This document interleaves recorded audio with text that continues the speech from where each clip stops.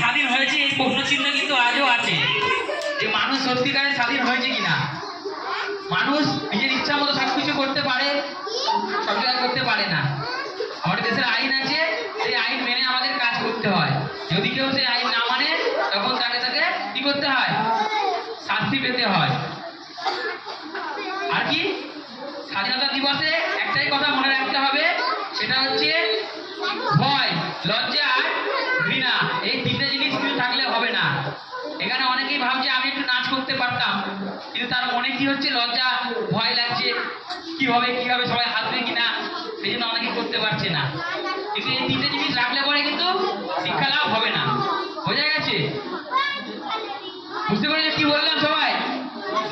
আর কি এই দেশকে ভালোবাসতে হবে।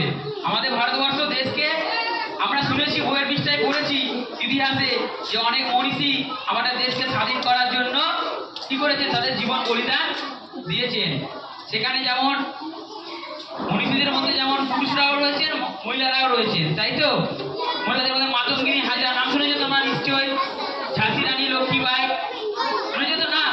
যারা উঁচু ক্লাসে পড়ো তারা নামগুলো শুনেছো। কল্পনা দত্ত, সুশীলতা ওয়াদ্দেদার। আর পুরুষ যারা মনীষী আমাদের দেশে, নেতাজি সুভাষচন্দ্র বসু, গান্ধীজি, ক্ষুদিরাম বসু, যার ছবি আমরা এখানে আজকে দিয়েছি পতাকার ওখানে। এই মাসেই তার মৃত্যু দিবস, মানে শহীদ দিবস। এক কথায় মৃত্যু দিবস তো বলা যায় না, শহীদ দিবস। খুব অল্প বয়সে তিনি দেশকে স্বাধীন করার জন্য তিনি চেষ্টা করেছিলেন, নিজের জীবন বলিদান দিয়েছিলেন, তাই তো? গানটা শুনলে যে রক্ত, সবাই রক্ত নদীর ধারা বয়ে গেছে, গানে নাচ করেছে বস্তুটা, তাই তো?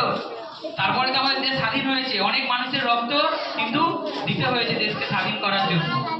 আগামী দিনে তোমরা বড় হবে, তোমরা দেশের নাগরিক হবে, তোমাদের উচিত কি হবে, দেশকে রক্ষা করা, বিদেশি শত্রুর হাত থেকে রক্ষা করতে হবে, যেন দেশ আমরা আবার পরাধীন যেন না হয়ে যায় আমাদের দেশ। বোঝা গেছে? আমাদের দেশকে আরো এগিয়ে নিয়ে যেতে হবে। বোঝা গেছে? এই বলে আমি আমার বক্তব্য শেষ করলাম।